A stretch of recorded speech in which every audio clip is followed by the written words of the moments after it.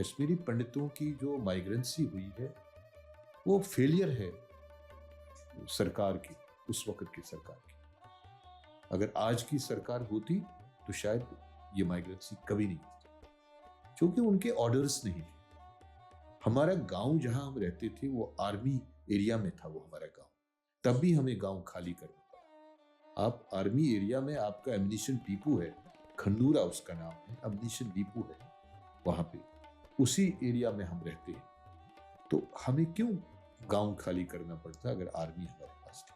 क्योंकि उनके पास परमिशन नहीं था। ये आर्मी वाला जब मुझे देख रहा था, मैं दौड़ा दौड़ा आया, इसने दूर से मुझे कहा हैंड्स अप, और बंदूक तानी इसने। अगर मैं खुद नहीं गिरता ये मुझे गोली मार देता। ये इसलिए गोली मार देता, इसको लगा ये मिलिटेंट, वहां से ये वापस में ये लड़ रहे थे और ये भाग गया, ये भी मिलिटेंट है। जब मैं नीचे गिर गया, इसने अपना वो जो है यहाँ लगा दिया और अपना जूता जो है वो यहाँ ठोक दिया। इतने में पीछे चिनार का एक पेड़ है, आज भी है, थोड़ा सा एक छोटा सा वहाँ एक कैंप लगा था, मतलब वो जो कहते हैं ना टेंट एक लगा था। उस टेंट में से एक आदमी निकला फेरन पहन के, वो कश्मीरी पंडित था। किन परिस्थितियों में वो नहीं निकला होगा कश्मीर से, हालात शायद उसको अलाउ नहीं कर पाए, तो वो उनके लिए वहाँ उस टेंट में बैठा था। वो उनके लिए, आर्मी वालों के लिए वहाँ चाय बना रहा था। उन्होंने उनको शायद दिया होगा, भाई बैठो तुम हमें चाय शायद पिलाया करो। वो निकला, उसने मुझे जब देखा, उसने उसको रोका, कहा यार ये कश्मीरी पंडित है। वो मेरे पास आया, उसने मुझे पूछा आप कौन हो? मैंने कहा मेरा नाम ये है, मैं रेडियो में। उसने कहा उसको, आर्मी वाले को, रुको, ये वही आदमी है जिसको किडनैप करके ले, कल ये सारी फ्लैश न्यूज आ गई थी। उस आर्मी वाले ने अपना जूता हटाया और उसने अपनी बंदूक हटाई और उसने अपनी पतलून फाड़ दी। उसके बाद उसके, मतलब इनको पता चलता है ना कि मेरे खून को बचाने के लिए उसने वो बांध दिया और मुझे वहां लिटा दिया।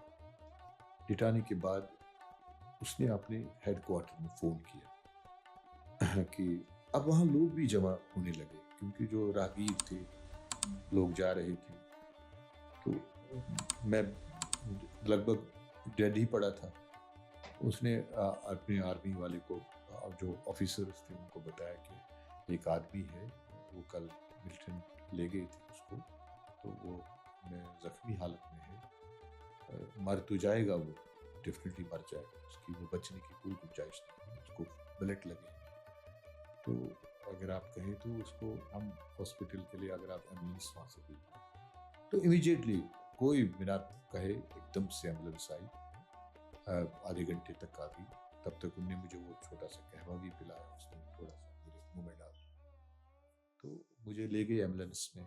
मुझे वो बदामी बाग कंटोनमेंट एरिया में जो उनका है आर्मी हॉस्पिटल जो है, तो वहाँ ले गए वो मुझे।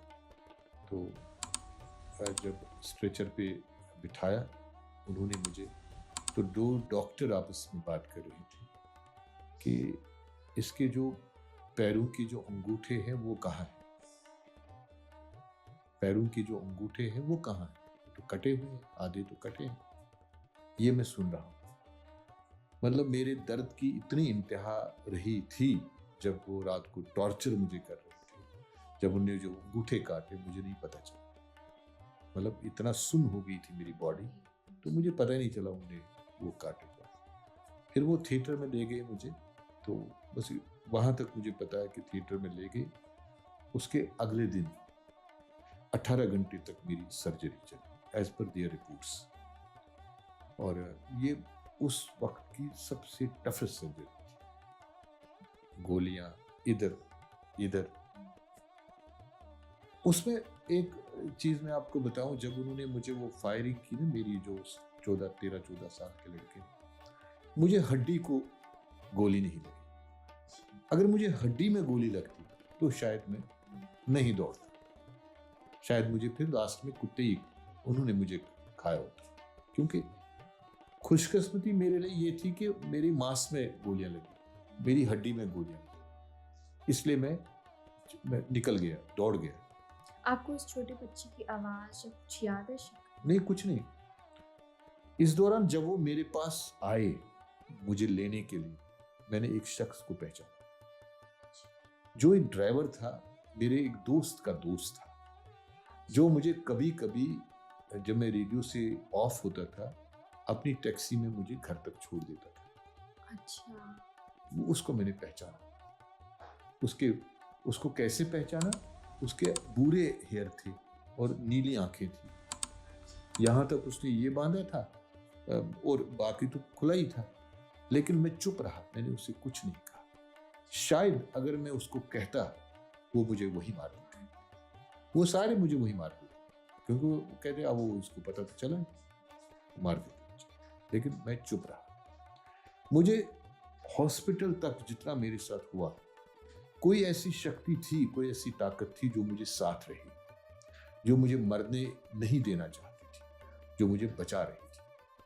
मुझे उस बात का एहसास था, मुझे हो रहा था आभास कि नहीं शायद मैं बच जाऊंगा। फिर 18 घंटे तक सर्जरी चल के अगले दूसरे तीसरे दिन शाम को 6 बजे मुझे होश आई। मैं आईसीयू से बाहर मुझे निकाला गया। फिर उस वक्त जो पुलिस के ऑफिसर्स थे, पता चला कि वो बच गया। तो ये न्यूज़ भी आ गई, फिर ब्रॉडकास्ट न्यूज़ हुई कि वो उसको बचाया गया है। बुलेट लगने के बावजूद वो बच गया। फिर वो ऑफिसर्स आए, तो उसमें से ये रिकॉर्ड में है या नहीं है इसके बारे में नहीं जानकारी है, लेकिन जो डीजीपी थे सक्सेना साहब, उन्होंने मुझे कहा कि आप बड़े ब्रेव हो। मेरी पीठ थपथपाई हुई कि आपने उन पर हमला किया। मैंने कहा वो कैसे सर? कहता ये पेपर आप पढ़िए, उसमें लिखा है उन्होंने हिजबुल मुजाहिदीन के जो चीफ थे एहसान डार, उस वक्त उन्होंने बताया कि रमेश मराठा ने हम पे हमला किया, तब जाके हमने उसकी इस पर फायरिंग की। मैंने कहा ऐसा तो है ही नहीं। उन्होंने मुझे बताया कि क्या आपको याद है कहाँ पे आप थे? मैंने कहा हाँ मुझे याद है मैं कहाँ था। उस मकान की छत पे एक लाउड स्पीकर लगा है जहाँ पे अजान होती है। अच्छा। जब हम रोज रूटीन में नॉर्मल डेज में अपने घर जाते थे तो वो मकान रास्ते में ही आता था। 3-4 मंजिला मकान था, उसके छत पे लाउड स्पीकर लगा हुआ था। मैंने कहा शायद यही मकान है, क्योंकि जब 4 बज गए थे तो अजान आई थी, आवाज आई थी लाउड स्पीकर से, तो शायद ये वही मकान है। अगले दिन उस मकान पे रेड पड़ी।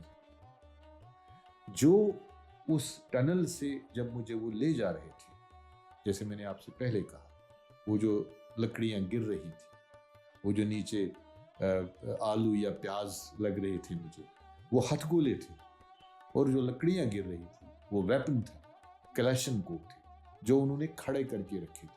अच्छा। जब इनकी सफाई होती है ना, तेल लगाते हैं वगैरह बाकी चीजें होती है, वो फिर खड़े रखते हैं वो वेपन। आज भी जब भी आप किसी मतलब पुलिस स्टेशन में जाएंगे तो वहाँ वेपन आपको खड़े दिखते हैं। उसके बाद वहाँ छापा पड़ा और ये वेपन और ये, फिर अगले दिन मुझे बताया गया कि वहाँ पे रेड पड़ी। ये रिकॉर्ड में है या नहीं है वो मुझे नहीं मालूम, लेकिन ये मुझे बताया गया। उसके बाद काफ़ी देर तक मैं वहाँ रहा हॉस्पिटल में।